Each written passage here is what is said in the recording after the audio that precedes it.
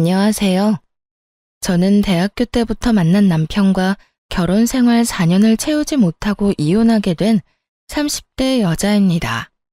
대학교 때 남편은 참 순진하고 맑은 사람이었는데 이혼할 무렵엔 제가 알던 그 착하던 사람은 온데간데 없고 검은 속내로 가득한 추악한 인간이 있을 뿐이더군요.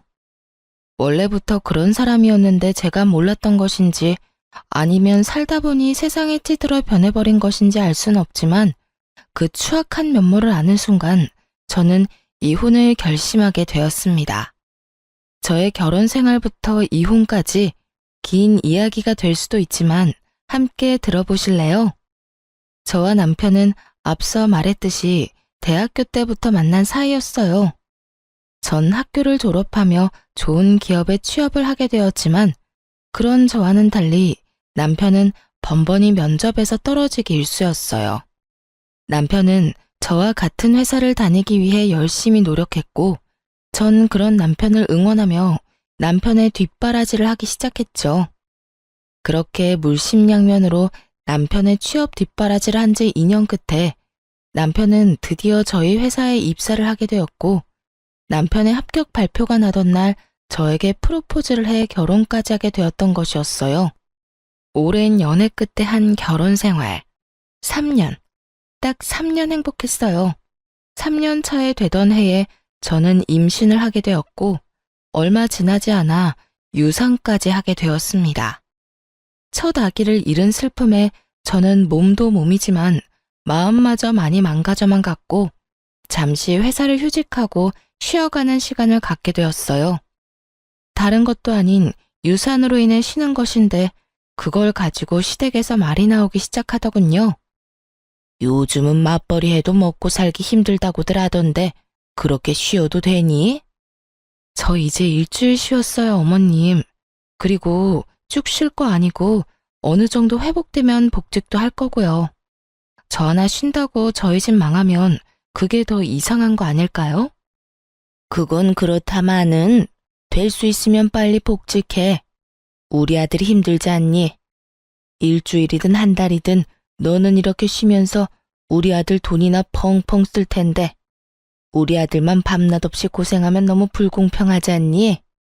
원래 저의 도움으로 남편이 좋은 회사에 취업까지 하게 되었다며 저에게 잘 대해주던 시모였는데 제가 잠시 쉬게 되니 남편 돈으로 호의호식한다며 탐탁치 않아 하는 속내를 감추지 않고 표현하더군요.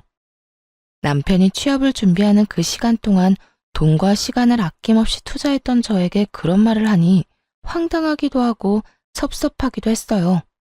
하지만 그 당시엔 제가 한마디를 하면 10마디, 20마디로 돌아오는 시모의 잔소리에 대꾸할 여력이 없었기에 그냥 대충 상황을 얼버무리며 넘어가곤 했습니다. 그런데 제가 가만히 참아주니 그래도 되는 사람이라고 느꼈는지 점점 말은 독해져만 갔고 결국 유산 이야기까지 입에 올리더라고요. 돈도 못 벌어오면서 유산까지 하고 우리 아들이 아주 상전을 모시고 사는구나. 너 유산 핑계로 내 아들 밥도 안 차려주고 그런 건 아니지?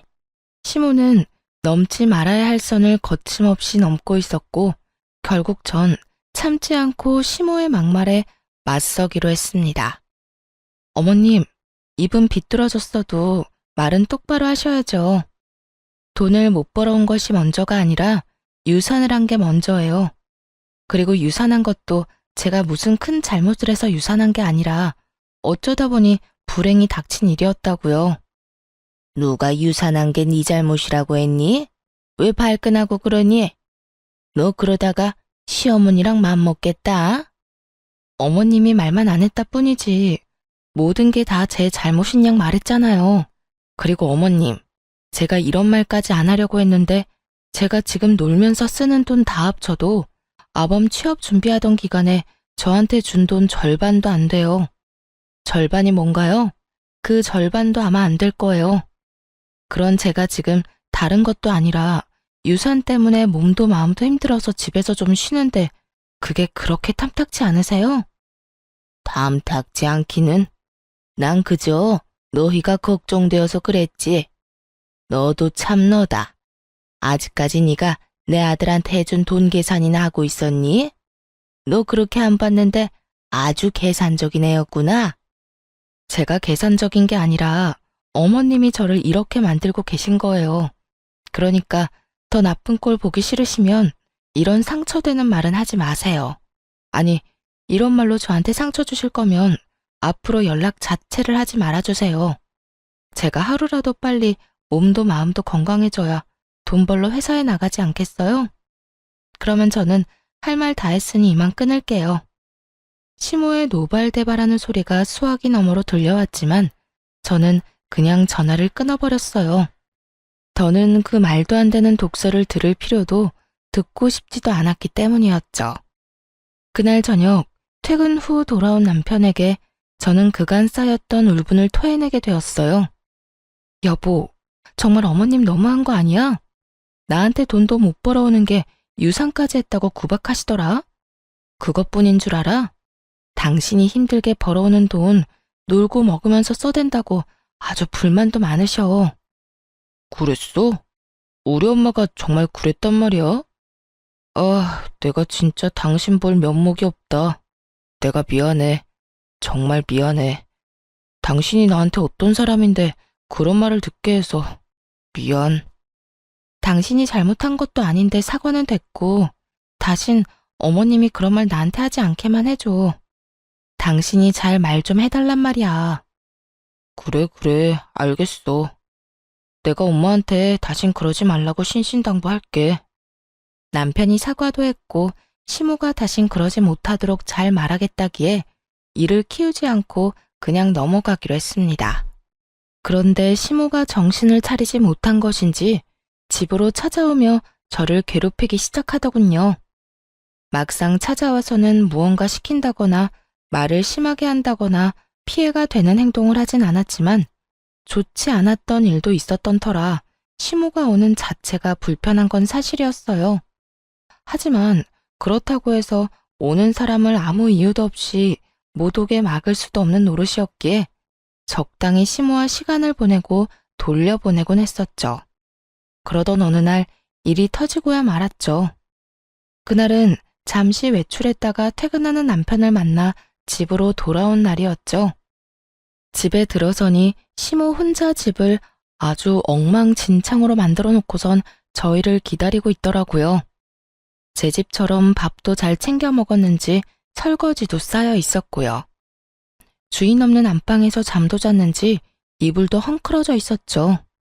처음 5초가량은 이게 도무지 무슨 상황인지 판단 자체가 서지 않더군요. 그것도 잠시 시모의 웃으면서 왔냐는 말에 정신이 차려지며 상황 파악이 되었고 곧바로 남편을 쳐다봤어요. 문을 열어줄 사람이 없는데 시모가 집에 떡하니 들어와 있다는 것은 분명 남편이 비밀번호를 알려줬을 거란 확신 때문이었죠. 하지만 제 눈빛을 읽은 남편은 손사래까지 치며 아니라고 억울함을 호소하기 시작하더군요. 나 진짜 아니야. 난 엄마한테 비밀번호 같은 거 안 알려줬어. 내가 미쳤다고 그런 걸 당신이랑 상의도 없이 알려줬을까봐. 남편은 절대 아니라며 손사래를 계속해서 치고 있었고 그럼에도 제가 남편을 계속 보고 있으니 시모가 나서 자초지종을 설명해 주더라고요. 괜히 우리 아들 잡을 필요 없다. 우리 아들 말처럼 나 비밀번호 누르고 들어온 거 아니다. 저번에 왔을 때 보니까 마스터키가 수납장 안에 있길래 내가 미리 챙겨놨어. 오늘도 그걸로 열고 들어왔어. 그러니까 내 아들 좀 그만 쳐다보려무나. 그러다 귀한 우리 아들 얼굴 뚫리겠어. 시모는 자신이 어떤 짓을 한지도 모르는 채 당당한 태도였고 전 점점 화가 치솟고 있었어요. 제 표정은 점점 굳어져만 갔고 표정이 굳어지면 굳어질수록 남편은 제 눈치를 살피느라 바쁘더라고요. 시모는 그런 남편의 모습에 화가 난다는 듯 저에게 삿대질까지 하며 애먼 저를 잡아대기 시작하더군요. 넌 도대체 평소에 우리 아들을 얼마나 쥐잡듯이 잡아댔으면 저렇게 네 눈치를 보는 거야? 너 혹시 내 아들 숨도 못 쉬게 잔소리 퍼부으면서 사는 거니? 그런 거야? 시모는 저에게 득달같이 따져묻기 시작했고, 전 그런 시모의 모습에 인내심이 바닥을 치는 소리가 들려오더군요. 어머님, 이 상황엔 평소 제가 잔소리를 하든 말든 그런 것과는 상관없이 제 눈치를 살펴야만 하는 상황이에요. 저희도 없는 집에 그것도 시어머니가 허락도 없이 마구잡이로 들어와서 집 꼴을 이렇게나 엉망진창으로 만들어놨는데 남편이 제 눈치를 살피지 제가 남편 눈치를 살펴야 할까요? 허락? 내가 지금 허락도 없이 너희 집에 들어와서 기분이 나쁘다. 이거니 지금? 네, 좋을 리는 없잖아요. 그러니까 가지고 가신 마스터키 당장 주시고 다신 이러지 마세요. 앞으로 오시려거든 연락하고 오라고요. 저는 시모가 허락도 없이 가지고 간 마스터키를 돌려달라고 했고 시모는 절대 싫다고 하며 들고 있던 마스터키를 가방에 쏙 넣어버리더군요. 내가 왜? 난 절대 못 준다. 여긴 우리 아들 집이야. 우리 아들 집에 내가 오겠다는데 네가 무슨 권리로 나를 오지 못하게 하는 거야? 시모의 입에서 권리라는 단어가 나오는데 정말 기가 막히더라고요. 저와 남편이 마련한 집에 도대체 어떠한 이유로 시모가 권리를 주장할 수 있는 것인지 여러분은 이해가 되시나요? 텔레비전에서나 보던 개념 집 나간 시모를 실시간으로 눈앞에서 보고 있는데 정말 황당함 그 자체였어요. 지금 저한테 권리를 따지고 드는 거예요? 이 집, 저랑 남편이랑 정확히 반반 내고 마련한 집이에요. 그러니까 권리가 있다면 어머님보다 제가 더 있지 않겠어요? 전 어머님이 이런 식으로 허락도 없이 들락날락하는 거 너무 싫습니다. 그러니 키 당장 주세요. 싫다고 분명 말했다. 그러면 이렇게 하면 되겠네. 네 말대로 절반은 네 집, 절반은 내 아들 집이니 앞으로는 들어와서 절반만 사용하면 되지 않겠어? 그러면 됐지? 지금 그걸 말이라고 하세요? 집이 무슨 사과도 아니고 반쪽 딱 가른다고 그게 딱 갈라지나요? 우길 걸 우기세요, 제발. 아무리 어머님이라고 해도 아무도 없는 집에 이렇게 마음대로 들어오는 거 너무 무례한 행동이라고요. 무례? 너 가족끼리 말이 너무 심한 거 아니니?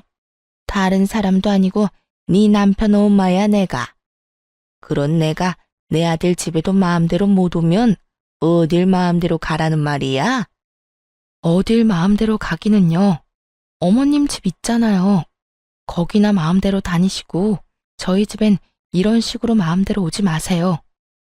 감정이 격해진 시모와 저는 언성까지 높이며 싸우게 되었고 점점 더 심각해지자 남편이 시모를 끌고 집에서 나가더라고요. 그렇게 시모가 가고 난 후 전 곧바로 사람을 불러 도어락 자체를 바꿔버렸어요. 그렇게 해도 화가 가라앉지 않아 씩씩거리고 있는데 시모를 시댁에 데려다주고 돌아온 남편이 바뀐 도어락을 보며 쭈뼛쭈뼛 입을 떼기 시작하더라고요. 꼭 이렇게까지 해야 해? 너무 과하지 않나 싶은데. 전 기가 막혀 콧방귀를 끼며 하나도 치우지 않아 여전히 엉망인 집을 가리키며 쏘아붙여 주었죠. 과한 건 내가 아니라 어머님이야. 입장 바꿔서 생각해봐. 어머님이 아니라 우리 엄마가 집 키를 허락도 없이 가지고 가서 시도 때도 없이 들락날락거리면 당신 같으면 어떤 기분일 것 같은데? 이래도 내가 과한 처사라고 생각해? 남편은 깊이 생각해 볼 것도 없이 그건 싫었는지 미간을 찌푸리며 아무런 말도 하지 않고 있었고 전 그런 남편에게 더 단호하게 한마디 해주었어요. 어머님 말리지 못할 것 같으면 아무런 말도 하지 마. 나 지금 당신이 생각하는 것보다 훨씬 더 많이 화났으니까. 전 다른 건 몰라도 아무도 없는 집에 시모처럼 당연하다는 듯 오가는 행동은 이해할 수도 이해할 생각도 없었으므로 더욱 단호하게 대처하기로 한 것이었어요. 다음 날 제 예상과 같이 시모는 다시 저희 집을 찾아왔고 그날은 제가 외출을 하지 않고 집에서 시간을 보내던 중이었어요. 밖이 어수선하다 싶더니 아니나 다를까 시모는 벨도 누르지 않고 문을 열려고 하고 있었고 한참을 문과 실랑이 하던 시모는 그제야 도어락이 바뀌었다는 걸 알았는지 큰 소리의 욕설과 함께 통화하는 소리가 들려오더라고요. 여기요. 문 좀 열려고 하는데 언제쯤 올 수 있어요? 오면 바로 열 수는 있나요? 문을 뜯어내든 부수든 아무런 상관없으니까 빨리 와서 이 문 좀 열어주세요. 시모는 열쇠집에 전화를 해 문을 뜯어달라고 요구하고 있었고 기가 막혔던 전 바로 현관문을 열어버렸어요. 저와 시모는 눈이 마주쳤고 시모는 전화를 그냥 끊더니 태연하게 이렇게 말하더라고요. 아무래도 네가 안 열어줄 것 같아서 아예 문을 뜯어내고 들어가려고 했더니 왜 열었니? 문 뜯길 때까지 기다리지. 하여튼 요즘 것들 버릇없다고 하더니 시험이 못 오게 도어락을 바꿔? 어디서 배운 건방진 짓거리야? 내가 말했지. 내 아들 집에 내가 마음대로 오는 건 당연한 거라고. 도대체 몇 번을 말해야 알아들으시겠어요? 이 집엔 어머님이 마음대로 오갈 수 있는 그 어떠한 권리도 없다니까요. 이 집의 주인은 남편과 저예요. 아무리 어머님이 제 남편의 친엄마라고 한들 저희의 보금자리까지 마음대로 할 권리는 없다고요. 내가 된다고 하면 되는 거고 내가 하겠다고 하면 너는 그저 입 다물고 내 뜻에 따르면 되는 거야. 어디 며느리가 시어미한테 눈 똑바로 뜨고 큰 소리야. 하여튼 도어락 원래대로 해놓지 않으면 다음번에 이 문짝을 다 뜯어내버릴 테니 그런 줄이나 알아. 시모는 적반하장으로 저에게 화를 내고 있었고 전 그런 시모를 인간적으로 대해주면 안 되겠다는 생각이 들었어요. 그랬어요? 그러면 문 닫고 들어갈 테니 어디 뜯으려면 뜯어보세요. 단 우리 집 문에 손이라도 대는 소리가 들렸다간 당장 경찰서에 신고할 겁니다. 보이시죠? 저 농담 아니에요. 저는 이렇게 말하며 휴대전화에 눌린 112 화면을 보여주었고 시모는 씩씩거리며 온갖 욕을 하기 시작했어요. 너 진짜 이런 식으로 나올 거야? 후회 안 할 자신이 있니? 제가 후회를 왜 해요? 이때껏 어머님이 하는 대로 그냥 두고 본 게 후회가 된다면 될지언정 오늘 이런 행동에 대한 후회는 전혀 없는걸요? 그래? 그래, 어디 두고 보자. 내가 내 아들한테 다 말해버릴 거야. 그때 가서도 네가 이렇게 당당한지 두고 보자고. 시모는 끝까지 무섭지도 않은 으름장을 놓으며 집으로 돌아가더군요. 그날 저녁 퇴근을 한 남편에게 하소연을 하게 되었고 남편의 반응이 제 생각과는 달라도 너무 달라졌더라고요. 여보, 오늘 어머님 또 오셨었는데 어떻게 하신 줄 알아? 글쎄 열쇠집에 전화해서 문을 뜯어달라고 하시더라니까. 이러다 진짜 문 뜯고 들어오실 기세야. 그러게. 내가 도어락까지 바꾸는 건 너무 과하다고 했잖아. 엄마도 잘한 거 없지만 당신도 마찬가지야. 그래도 우리 엄마인데 경찰까지 들먹이면서 쫓아냈어야 했어. 내가 오죽했으면 그렇게까지 했겠어? 어머님은 가만히 있는데 내가 그렇게까지 했겠냐고. 문을 뜯으려고 했다니까. 우리 엄마도 많이 섭섭했나 보지. 그 순간에 화가 나기도 했을 테고. 이번엔 당신이 잘못했어. 화 좀 가라앉고 나면 엄마한테 사과해. 평소에 남편이었다면 이런 상황에서 시모에게 모질게 한 섭섭함 내비치긴 했을 거예요. 조금이라도 제 편을 들어주었을 텐데 이날은 오로지 시모의 편을 들며 오히려 저를 나무라기 시작하더라고요. 심지어 사과까지 요구했고요. 사과까지 하라고? 내가 뭘 잘못했는데. 애초에 어제 그렇게까지 싫다고 했는데 또 연락도 없이 찾아와서 마음대로 문을 열려고 한 사람은 어머님이야. 거기에다 마음대로 되지 않으니까 사람까지 불러서 문까지 뜯어내려고 했고. 여기서 내가 잘못한 게 뭔데? 112 좀 누른 거? 그렇게 안 했으면 어머님이 고분고분하게 집에 갔을 것 같아? 아무리 그래도 그건 아니지. 당신 이럴 때 보면 많이 매정한 거 알아? 엄마도 당신이랑 그렇게 다투고 나서 좋은 마음으로 화해하려고 찾아온 거일 수도 있잖아. 사과하러 온 사람이 돌려달라는 마스터키로 문을 열고 들어오려고 해? 그게 말이나 된다고 생각해? 앞뒤가 맞는 상황이라고 생각하냐고. 그저 어머님은 어제 내가 그렇게 했으니 오늘 나한테 복수하려고 찾아오신 거야. 당신은 당신 엄마를 그렇게 몰라? 설사 엄마가 그런 목적으로 왔다고 한들 당신이 좀 져줬어도 되잖아. 꼭 그렇게까지 해야지 직성이 풀려. 어쨌든 이번엔 나도 당신이 이해가 안 된다. 정말 실망이야. 남편은 더는 제 말을 들어보려는 의지조차 없어 보였어요. 그렇게 저희 사이는 멀어지기 시작했어요.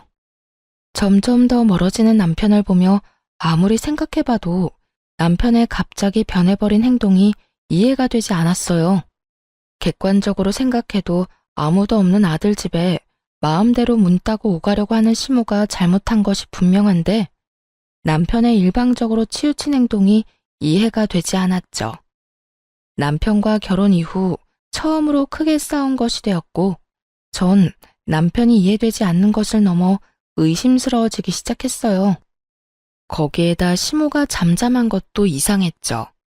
시모의 성격상 그런 일이 있었다고 한들 저희 집으로 찾아와도 몇 번을 찾아와 난리를 부렸어야 하는 사람인데 찾아오기는커녕 연락조차 오지 않더라고요. 남편은 저와 사이가 좋지 않다는 걸 핑계로 집으로 돌아오는 시간이 늦어지고 있었고 남편을 오래 봐왔던 시간만큼 누구보다 남편을 잘 알던 저는 우리 관계를 위해서도 뒷조사가 필요하다고 생각했어요. 무엇보다 이상한 건 저를 대하는 남편의 태도였죠. 여보, 요즘 너무 늦는 거 아니야? 야근을 강요하는 회사도 아닌데 이렇게 늦게까지 뭐 하다 오는 거야? 알아서 뭐하게? 어? 나는 걱정되어서 그렇지. 요즘 우리 사이 안 좋은 것 때문에 일부러 이렇게 늦게 들어오나 싶어서. 잘 알고 있으면서 묻기는 왜 물어? 당신 말대로 당신이랑 나랑 요즘 사이도 안 좋은데 집에 일찍 들어와봤자 기분밖에 더 상해? 그래서 밖에서 친구들도 만나고 만날 사람 없으면 혼자 걷다가 오는 거니까 신경 쓰지 마. 그러지 말고 우리 화해하자. 우리 문제로 싸운 것도 아니고 어머님 문제로 일어난 싸움 이렇게까지 길게 끌고 가봤자 우리한테 남는 게 뭐야? 당신도 편한 집 두고 밖으로 나돌게 되고 나는 집에서 그런 당신 걱정하게 되고 서로한테 이로울 게 없잖아. 당신한텐 이 문제가 그렇게 간단할지 몰라도 나는 이번 일을 계기로 당신한테 정다 떨어졌어. 한동안은 당신이랑 멀리하고 싶다고. 그러니까 그런 줄 알고 나한테 신경 쓰지 마. 이렇듯 남편은 저와의 관계 개선에 대해 전혀 의지가 없어 보이더라고요. 결국 전 흥신소의 남편을 의뢰하게 되었고 흥신소의 연락을 기다리고 있었죠. 그렇게 애가 다 타도록 연락을 기다리는 와중 평소 가까이 지내던 부장님에게 연락이 왔더라고요. 이제 복직을 슬슬하면 어떻겠냐고요. 부장님과 대화를 나누어 본 저는 복직을 결정하게 되었고 복직을 준비하는 와중 흥신소에서 연락이 왔더라고요. 안녕하세요, 사모님. 이게 바깥분께서 외도를 저지르고 있던 게 맞더라고요. 상대는 같은 회사 다니고 있는 여자로 1년 가까이 만나온 것으로 추정되고 점심시간에도 함께 시간을 보내며 일 이야기도 나누는 걸 보니 남편분께서 상간녀에게 많은 도움을 주고 있는 것으로 보였습니다. 자세한 건 파일로 보내드릴 테니 한번 확인해 보시고요. 더 궁금한 점 있으면 연락해 주세요. 전화를 끊고 난 후 떨리는 손으로 파일을 열어보니 정말 가관이더라고요. 남편과 함께 회사에 다닌다던 상간녀의 정체는 다름 아닌 제가 회사에 다니던 때 제일 아끼던 후배로 제가 여러모로 도움을 많이 줬던 후배였어요. 1년이라고 하면 시모와 제가 그런 일이 일어나기도 전이었는데 그때부터 남편은 외도를 저지르고 있었다니 정말 기가 다 막혔어요. 두 사람은 일을 하며 가까워졌는데 남편이 주로 상간녀의 일을 도와주고 있었다고 하더라고요. 알아보니 제가 휴직을 하고 난 후 회사에서 남편과 상간녀의 일 처리 능력이 향상되었다고 다들 칭찬이 자자했다고 하더군요. 참 헛웃음이 다 나더라고요. 그건 역시 남편이 저에게 도움을 구하면 제가 조언을 하며 도움을 줬고 제 조언대로 남편은 처리했을 뿐인 상황이었어요. 정리하자면 남편은 저에게 도움을 얻고 상간녀는 남편에게 도움을 얻으며 회사에서 자리 잡고 있었던 것이었죠. 제 뒷바라지를 받으며 제 덕에 취업을 한 남편놈이 이젠 내 덕에 외도까지 저지르고 있었다는 사실을 알고 나니 두 연놈을 가만두면 안 되겠더라고요.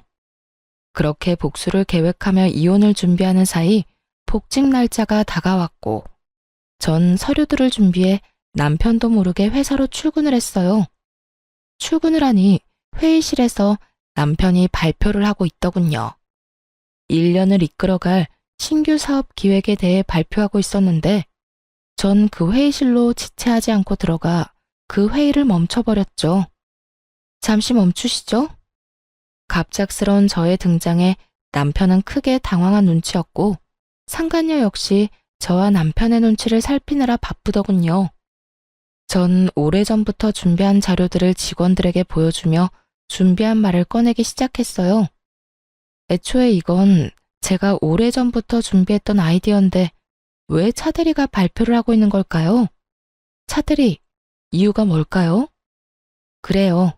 부장님이 갑작스럽게 연락이 와 복직을 권했던 이유는 다름 아닌 이것 때문이었어요.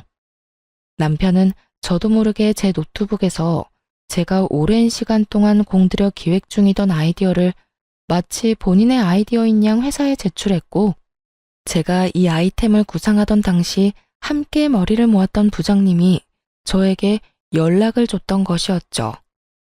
자료를 보니 상간녀도 팀원으로 이름이 올라와 있던 것으로 보아하니 상간녀 역시 모든 사실을 알고도 묵인하고 있었던 것이었어요. 저는 모든 사실을 알리며 남편에게 어떻게 된 일인지 물었고 당황한 남편은 그게 무슨 소리냐며 자신의 아이디어라고 딱 잡아떼기 시작하더군요. 그게 무슨 말씀이세요? 이건 제가 오랫동안 생각하고 기획한 제 아이디어라고요. 혹시 제 노트북 보셨나요? 제 노트북에도 이런 자료를 저장한 것이 있는데 그걸 그대로 뽑아와서 이러는 거 아니냐고 묻는 겁니다. 차대리야말로 제 노트북에서 이 기획을 훔쳐간 거겠죠. 양심도 없이 이게 무슨 짓입니까? 제가 그랬다는 증거라도 있어요? 내가 이 기획안을 훔쳤다는 증거라도 있냐고요. 뻔뻔하기 그지없는 남편은 끝까지 발뺌을 하며 증거 타령을 하고 있었고 전 그런 남편에게 콧방귀를 끼며 이렇게 말해주었습니다. 증거는 없고 증인은 있는데요. 생각을 좀 해보세요. 하필 차대리가 이 발표를 하는 날 하필 제가 이렇게 복직을 해서 회사에 나왔는데 그게 다 우연이라고 생각해요? 증인이라니 설마... 네, 맞아요. 부장님께 연락받았어요. 저하고 부장님이 함께 기획하던 아이디어인데 차대리가 떡하니 차대리 이름 붙여서 기획서 올렸다고요. 그러니 내가 편안히 쉴 수가 있었겠어요? 그게 부장님이랑 짜고 거짓말하는 걸 수도 있잖아요. 두 사람 워낙 친하니까 나 물먹이려고 거짓말하는 건지 어떻게 알아요? 다들 믿지 마세요. 이건 전부 거짓말이라고요. 남편은 끝까지 이상한 소리를 해대고 있었고 그때 프로젝트를 진행하게 되면 함께하려 했었던 직원들이 나서주기 시작했어요. 저도 증인이에요.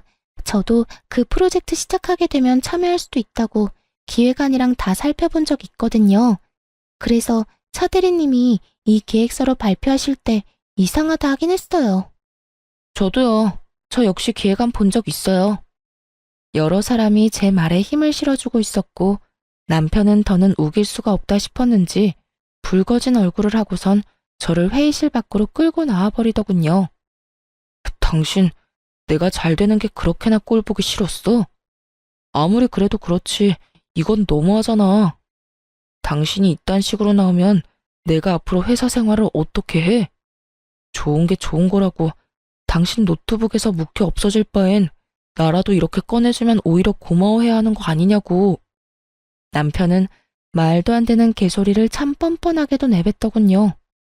그리고 이 일이 잘 됐으면 내 진급은 따놓은 당상일 텐데 그렇게 됐으면 나만 좋아? 당신도 좋았을 거 아니야. 부부는 일심동체라고. 내가 좋아지면 당신도 당연히 좋아질 텐데 당신 때문에 다 망쳤잖아. 그나마 남아있던 미운 정마저 다 떨어져 나가는 느낌이 다 들더라고요. 야, 너 지금 이상한 생각을 하고 있는가 본데 그게 네 머리에서 나온 거 아니고 내가 몇 달을 고심해서 구상해낸 내 아이디어야. 그런 걸 훔쳐가서 네 거인 거 마냥 발표까지 하다 들킨 주제 뭐? 나 때문에 다 망쳐? 정신 좀 차려. 아무리 부부 사이더라도 남의 아이디어 훔쳐가는 건 하면 안 되는 행동이야. 넌 초등학교 졸업도 못했니? 이런 건 초등학생 때 다 배우지 않아? 뭐야? 너 말 다 했어? 넌 그게 남편한테 할 말이야? 남편은 개뿔. 잘 들어. 내가 100번 1000번 양보해서 이해한다고 한들 그건 네 말처럼 네가 내 남편이고 우리가 부부 사이일 때나 이해 가능한 거야. 우리는 앞으로 부부 사이가 아닐 테니까 난 절대 이 일 그냥 넘기지 않을 테고 말이야. 뭐? 지금 나랑 이런 일로 이혼이라도 하겠다는 거야? 이혼이 그렇게 마음처럼 쉬운 줄 알아? 그리고 나야 남자니까 이혼해도 상관없다고 쳐도 당신이 이혼녀 딱지 괜찮겠어? 앞으로 잘 살아나갈 자신 있냐고. 남편은 주제에 저를 깔보며 이깟일로 무슨 이혼까지 하냐며 콧방귀를 뀌고 있었고 전 그런 남편을 향해 가방 속에 넣어뒀던 외도 증거들을 뿌려주었어요. 바닥엔 남편과 상간녀의 다정한 모습이 찍힌 사진들이 나뒹굴기 시작했고 그 순간 타이밍도 좋게 회의실에서 사람들이 쏟아져 나오더라고요. 바닥에 떨어진 외도 증거 사진들을 본 사람들은 저마다 놀람의 탄성을 자아내기 시작했고 상간녀는 자신의 얼굴이 찍힌 사진들을 급하게 주우며 고함을 질러대더군요. 보지 마세요. 보지 말라고요. 선배, 이게 뭐예요? 정말 너무한 거 아니에요? 이런 걸 이렇게 공개적으로 뿌리면 어떻게 하자는 거예요? 왜? 부끄러운 건 아니? 불륜이나 저지른 주제에 부끄러운 건 아냐고. 저 역시 상간녀를 향해 고함을 질러버렸고 상간녀는 사진을 줍다 말고 자리에 주저앉아 더 큰 소리로 고함을 고래고래 질러대더라고요. 우리 사이에 꼭 이렇게까지 해야 했어요? 꼭 이렇게까지 끝장을 봐야 했냐고요. 굳이 이렇게 하지 않아도 되는 일이잖아요. 우리 사이? 그래, 우리 사이 좋았지. 나도 널 아꼈고 너도 날 잘 따랐고. 그런데 그런 우리 사이를 끝장낸 건 내가 아니라 너랑 내 남편이지 않니? 우리가 부부 사이라는 걸 회사 내에 모르는 사람이 없는데 네가 몰랐을 리도 없을 거고 몰랐다고 한들 유부남이랑 놀아난 주제에 무슨 낯짝으로 큰 소리야? 양심이 없는 거야? 아니면 그 얼굴 철판이 두꺼운 거야? 아무리 내가 잘못했다고 해도 일은 할 수 있게 해줘야죠. 회사에서 이런 식으로 다 밝혀버리면 앞으로 회사 생활은 어떻게 하라고요? 아직도 정신 못 차리고 그딴 소리나 하는 거 보니 양심도 없고 얼굴도 두꺼운데 멍청하기까지 한가 보네. 딱 보면 모르겠어. 난 죽었으면 죽었지. 너 같은 인간 말종이랑 한 회사에 다닐 생각 없어서 이렇게까지 하는 거야. 그러니까 어차피 쫓겨날 회사 얼른 가서 짐이나 싸고 짐 싸서 가는 김에 네가 사랑하는 내 남편도 잘 챙겨서 가. 앞으로는 당당하게 같이 살아. 내가 당장 이혼해 줄 테니 더럽게 뒤로 그딴 짓이나 하지 말고 당당하게 이 머저리 같은 남자 잘 데리고 살아보라고. 상간녀는 제 말에 씩씩거리며 저를 노려보고 있었고 남편놈은 이러지도 저러지도 못한 채 가만히 있더라고요. 그 모습을 보는데 저렇게 한심한 놈이랑 이때껏 살았다는 생각에 저 자신이 참 한심스럽게 느껴지더군요. 한참을 눈치를 살피던 남편은 저에게 무슨 할 말이라도 있는 것인지 제 손을 잡으려고 했고, 전 그런 남편의 손을 뿌리쳤어요. 어딜 잡으려고 그래? 네 짐도 다 싸서 네가 사랑하는 저 여자 집으로 보냈고, 비밀번호도 바꿔버렸으니까 오늘부터 집에 오지 마. 소장 보낼 테니 법원이나 시간 맞춰 잘 나오고. 할 말을 다한 저는 그대로 자리를 벗어났고, 그날 오후 회사에선 두 사람에게 바로 권고사직 처분을 내려버렸습니다.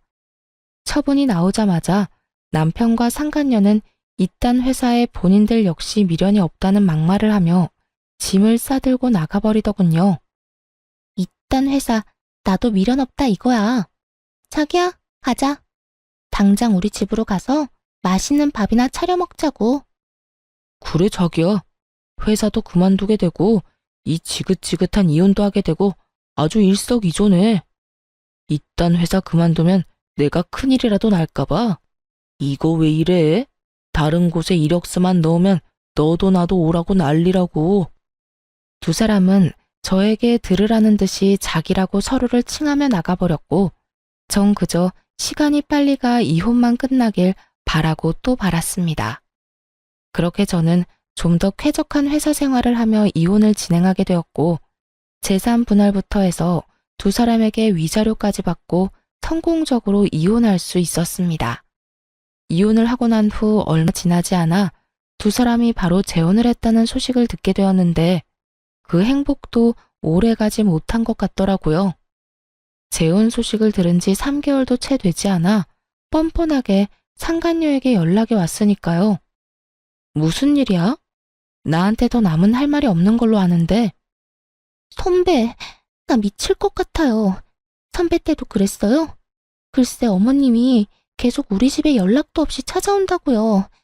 비밀번호 알려달라고 하는 거 안 알려줬더니 마스터키를 찾아내서 문을 막 열고 들어오는데 미칠 것 같다고요. 전 시모의 한결같은 그 개념 없는 행동이 그 순간엔 고맙기까지 하더군요. 상간녀의 말을 들어보니 전 시모는 여전히 아들 집을 제 집처럼 생각하고 있었고, 이번엔 먼저 비밀번호를 알려달라는 요구를 했다고 하더군요. 하지만 그것이 거부당하자 저에게 했듯이 마스터키를 찾아내서 아들 집을 제 집처럼 오가고 있었던 것이었어요. 하지만 상간녀 역시 이런 일을 당하고 있을 사람은 아니었어요. 그래서 그 말 하려고 나한테 전화한 거야? 아니요. 선배 때는 어땠나 해서요. 어찌되었든 전 당장 어머님이랑 인연 끊고 살자고 했어요. 아니, 어떻게 그런 어머님이랑 왕래하면서 살겠어요? 내 아들 집이니 내 마음대로 오가겠다는 말이 요즘 세상에 가당키나 한 말이냐고요. 제가 당장 영 끊지 않으면 이혼이라고 하니까 2번 이혼은 싫은지 인연 끊겠다고 하더라고요. 전 남편은 2번의 이혼은 싫었는지 그렇게나 죽고 못 살던 전 시모와의 인연을 끊겠다고 했고, 상간녀는 자랑과 하소연을 오가며 그간의 모든 이야기를 다 풀어놓을 기세로 말하기 시작했어요. 그래서 할 말이 뭔데? 왜 전화까지 해서 묻지도 않은 네 사생활 이야기를 늘어놓는 거야? 그게 막상 이렇게 되고 나니까 하소연할 데가 없더라고요. 생각나는 사람은 선배밖에 없고, 회사에서도 선배였지만 이 집안 생활에서도 선배잖아요. 그래서 이것저것 궁금한 게 많더라고요. 말이 나왔으니까 물어보는 건데, 저 인간 저희 다니던 회사의 취업은 어떻게 한 거예요? 아직까지 취업도 못하고 집구석에서 놀고 있어요. 저는 임신까지 덜컥 해버려서 취업도 안 되고요. 정말 이러다가 미쳐버릴 것 같아요. 무슨 남자가 능력이 없어도 저렇게까지 없을 수가 있는지. 요즘 새삼 저딴 놈 데리고 산 선배가 대단하다는 생각이 다 든다니까요. 상간녀는 여전히 제가 본인을 아끼는 선배라 생각하고 있는 것인지 할 말 못할 말 구별도 하지 못하고 그저 입에서 나오는 대로 하소연을 하고 있더군요. 야, 내가 가만히 들어주니까 계속해도 되는 줄 아나 본데 적당히 좀 해. 나 네가 데리고 사는 남자 전부인이야. 네 인생 네가 꼬아놓고선 누구한테 전화해서 하소연질이야? 네 인생은 네가 알아서 행복하게 잘 살아보도록 하고 다신 이딴 전화도 하지 마. 알겠어? 전 그대로 전화를 끊어버렸고 한동안은 그 인간들을 잊고 살았어요. 그런데 이 지긋지긋한 소식의 피날레를 장식해줄 연락이 전 남편에게서 오더라고요. 저기, 잘 지냈어? 혹시 내 와이프한테 최근에 연락 온 적 있었어? 전 남편은 망설이는가 싶더니 본론을 꺼냈고 전 그런 전 남편에게 비웃음을 지어주며 대답해줬어요. 네 부인을 왜 나한테 찾아? 설마 홀몸도 아닌데 집이라도 나간 거야? 그게, 집사람 유산했어. 대강 아는 것 같으니까 편하게 이야기할게. 나 집사람 때문에 엄마랑 인연까지 끊었는데 그것 때문에 엄마가 화가 많이 났었나 봐. 당신도 알잖아. 우리 엄마가 나에 대한 사랑이 유별난 거. 그런데 그런 아들이랑 며느리 때문에 영까지 끊게 생겼으니 화가 나지 않았겠어? 그래서 하고 싶은 말이 뭔데? 할 말 있으면 빨리 해. 우리가 전화 길게 할 사이는 아니잖아. 그게, 그래서 우리 엄마가 화가 많이 났는지 우리 집에는 못 들어오니까 우리 집 근처에서 기다리고 있다가 집사람을 좀 괴롭힌 모양이야. 처음엔 말로 하다가 점점 감정이 과격해지면서 손까지 올린 모양이더라고. 그것 때문에 임신 초기였던 집사람은 유산까지 해버렸고 말이야. 그래서 태어나는 날 데리러 갔더니 도망을 쳐버렸는지 어디에도 없고 연락도 안 돼. 알만한 상황이었어요. 전 시모의 성격에 연을 끊게 만든 상간녀를 가만둘 리 없었고 그렇지 않아도 아끼고 아끼던 아들이 재혼남이 된 것도 모자라 백수까지 되어서 그렇지 않아도 기회를 엿보고 있었던 터겠죠. 이런저런 감정이 다 섞인 전 시모는 상간녀를 호되게 몰아붙였고 그렇게 유산까지 하게 된 상간녀는 그대로 살고자 도망을 쳐버린 것이었어요. 그래서 나한테 연락을 한 거야? 혹시나 네 부인이 나한테 찾아라도 왔을까봐? 다 연락해봤는데 다들 모른다고 하길래. 달린 머리로 생각이란 걸 좀 해.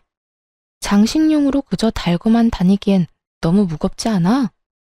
생각을 해서 활용을 좀 하라고. 너 같으면 네 엄마랑 너 피해서 도망가는데 전 부인한테 연락을 했겠어? 내가 무슨 짓을 할 줄 알고? 아니, 난 혹시나 해서 연락해 본 거야. 당신 잘 지내나 싶기도 하고 겸사겸사 안부나 물을 겸해서 말이야. 내 안부 물을 시간에 너나 똑바로 살아. 그 난리를 피우고 재혼까지 해놓고 아직도 그러고 살아? 네가 마누라를 지킬 수나 있니? 네 애를 지킬 수나 있니? 제발 정신 좀 차리고 살아. 무슨 말을 그렇게까지 하냐? 나라고 뭐 속이 편한 줄 알아? 그런 일이 일어난 걸 나보고 어떻게 하란 말이야. 그리고 집사람이 그렇게 쉽게 유산될 줄 남들 알았겠어? 다 됐고. 네 가족은 네가 알아서 찾고 나한테 다시는 연락도 하지 마. 이렇게 저는 전화를 끊어버리려고 하는데 시모의 다급한 목소리가 들려오더군요. 잠깐만. 여보세요. 끊었니? 여보세요. 말하세요. 아직 안 끊었네. 대답을 좀 빨리 하면 얼마나 좋니? 난 또 끊은 줄 알았지 않니? 할 말 있으면 빨리 하라고요. 성질 급하기는. 너도 이야기 다 들었다시피 우리 아들이 다시 혼자가 되게 생겼어. 그래서 하는 말인데 네가 다시 돌아오면 안 되겠니? 네? 그러니까 저한테 지금 재결합이라도 하란 말인가요? 그래. 지금 집 나간 물건은 몸도 너무 약하고 무엇보다 되바라져서 다시 돌아온다고 해도 안 받아줄 예정이다. 내가 곰곰이 생각해봤는데 우리 아들한텐 네가 딱 맞아. 네가 취업 못하는 우리 아들 2년 만에 취업도 시키지 않았니? 그러니까 이번에도 우리 아들이랑 같이 살면서 다시 한번 사람 구실하고 살게 만들면 되지 않겠니? 정말 감탄이 다 나오더라고요. 어떻게 사람이 뻔뻔해도 이렇게까지 뻔뻔할 수가 있는지 놀랍기까지 했으니까요. 하긴 조강지처였던 저는 3년 만에 그리고 재혼한 상간녀는 3개월 만에 내쫓았는데 이 정도 뻔뻔해야 가능한 일이었지 않나 싶기도 하더군요. 대답을 목이 빠지라 기다리는 듯 했고, 전 그런 전시모에게 크게 한 방 먹여주기로 했어요. 아줌마, 잘 들으세요.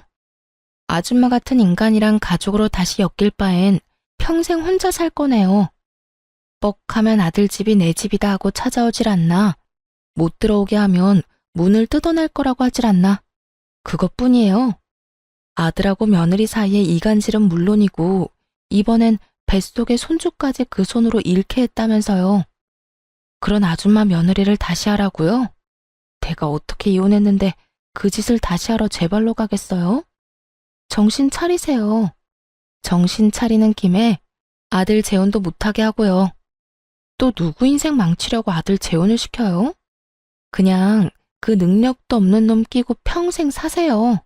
시모는 입에 담지도 못할 욕을 하기 시작했고 마지막으로 으름장을 놓고 전화를 끊어버렸어요. 아줌마나 아줌마 아들이나 다신 나한테 전화하면 이번에야말로 경찰에 신고할 테니 그런 줄 알고 끊어요. 그렇게 전화를 끊어버린 후 저는 바로 번호를 바꿔버렸어요. 제가 알기론 퇴직금도 저에게 위자료로 주고 신혼집도 빚을 내서 마련한 집일 텐데 빚쟁이가 된 아들을 꼼짝없이 안고 살게 된 전시모나 빚쟁이 백수가 되어버린 전남편이나 인생이 제대로 꼬여버린 상간녀까지 그 앞날이 참 시궁창이었겠다 싶었네요. 그 후 전 회사에 다니며 잘 지내고 있어요. 한동안은 저의 이혼 스토리 때문에 떠들썩하긴 했지만 이젠 시간이 꽤 흘러 그 이야기를 꺼내는 사람은 없네요. 전 올해 진급을 했고 여전히 혼자인 채로 지내고 있습니다. 혼자인 자유를 만끽하고 있다고나 할까요? 주말엔 집에서 온종일 잠을 자며 충전의 시간을 갖기도 하고 혼자 영화를 보러 다니고 여행도 다니며 아주 만족스러운 시간을 보내고 있어요. 가끔 외로워질 때도 있지만 가끔 느껴지는 그 외로움마저 행복하게 느껴지는 걸 보면 이혼 참 잘했다고 생각하기도 해요. 앞으로도 전 저만의 인생을 위해 살아갈 예정이에요. 더는 누군가를 위해 헌신하는 것이 아닌 제 행복, 제 안위만을 위해 두 번째 인생을 멋지게 살아가 보려고요. 이로써 저의 긴 사연은 끝이 났네요. 긴 글 함께 해주신 분들 감사합니다.